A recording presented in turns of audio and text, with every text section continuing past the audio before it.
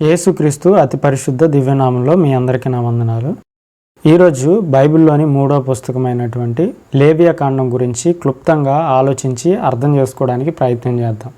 లేవియా కాండాన్ని రాసింది మోషే గారు. ఈ విషయం మనకు అర్థం అవ్వాలంటే రోమపత్రిక 10వ అధ్యాయం 5వ వచనం, లేవియా కాండం 18వ అధ్యాయం 5వ వచనాన్ని మనం ఒకసారి కంపేర్ చేసి పరిశీలించగలిగితే మోషే గారు లేవియా కాండాన్ని రాశారు అన్న విషయం మనకు అర్థమవుతుంది.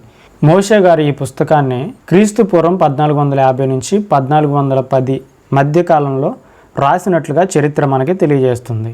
లేవియా కాండంలో మొత్తం 27 అధ్యాయాలు, 857 వచనాలు మనకు కనబడతాయి. ఇక మనం పుస్తకంలోకి వెళ్ళి ఆలోచించడానికి ప్రయత్నం చేద్దాం.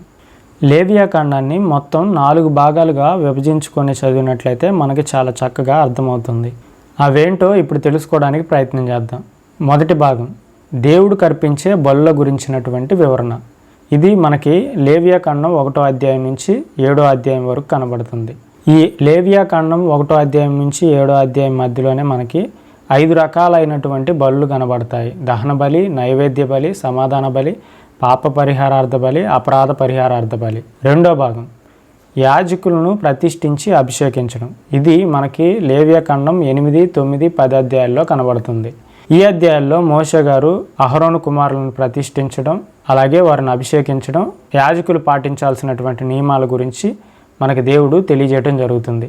10వ అధ్యాయంలో అహరోను కుమారులైనటువంటి నాదాబు, అబీహు దేవుని సన్నిధికి వేరొక అగ్నిని తీసుకుని వచ్చినప్పుడు దేవుని అగ్ని వాళ్ళని కాల్చివేసి చంపివేసినట్లుగా మనకు కనబడుతూ ఉంటుంది. ఈ విధంగా లేవియా కాండం 1వ అధ్యాయం నుంచి 7వ అధ్యాయం వరకు దేవునికి అర్పించేటువంటి బలుల గురించినటువంటి వివరణ, 8, 9, 10 అధ్యాయాల్లో యాజకులను ప్రతిష్ఠించి అభిషేకించడం, వారికి దేవుడిచ్చినటువంటి నియమాలను గురించి మనకి లేవియా కాండం 1 నుంచి 10 అధ్యాయాల్లో కనబడుతుంది. మూడో భాగమైనటువంటి లేవియా కాండం 11వ అధ్యాయం నుంచి 16వ అధ్యాయం వరకు ఇజ్రాయేలీలకి దేవుడిచ్చినటువంటి శుద్ధీకరణ చట్టాలు మనకు కనబడుతూ ఉంటాయి. 11వ అధ్యాయంలో జీవరాశుల్లో వేటిని తినాలి, వేటిని తినకూడదు అనే విషయం. 12వ అధ్యాయంలో ప్రసవించిన స్త్రీ శుద్ధురాలు అవడానికి ఏం చేయాలి. 13 నుంచి 15 అధ్యాయాల వరకు చర్మ వ్యాధుల అపవిత్రత పోవాలంటే ఏం చేయాలి. 16వ అధ్యాయంలో ప్రాయశ్చిత్త దినం గురించి మనకు కనబడుతుంది. ఈ విధంగా లేవియా కాండం 11వ అధ్యాయం నుంచి 16వ అధ్యాయం వరకు ఇజ్రాయేలీలకి దేవుడిచ్చినటువంటి శుద్ధీకరణ చట్టాలు మనకు కనబడతాయి.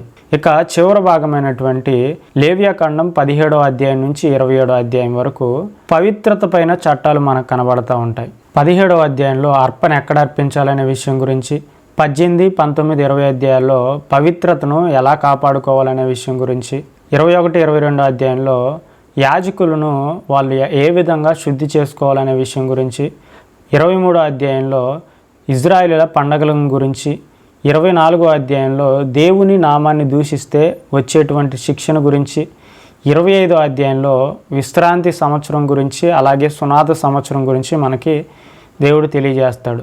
26వ అధ్యాయంలో దేవుని యొక్క మాటలని పాటిస్తే వచ్చేటువంటి ఆశీర్వాదాలు, ఆ మాటల్ని ధిక్కరిస్తే వచ్చేటువంటి శాపాలు మనకు కనబడతాయి. 27వ అధ్యాయంలో ప్రతిష్ఠిత నియమాలు మనకు కనబడతాయి. అంటే దేవునికి ఇస్తానన్నది ఎలా ఇవ్వాలి అనే విషయాలు మనకి ఈ అధ్యాయంలో కనబడతాయి.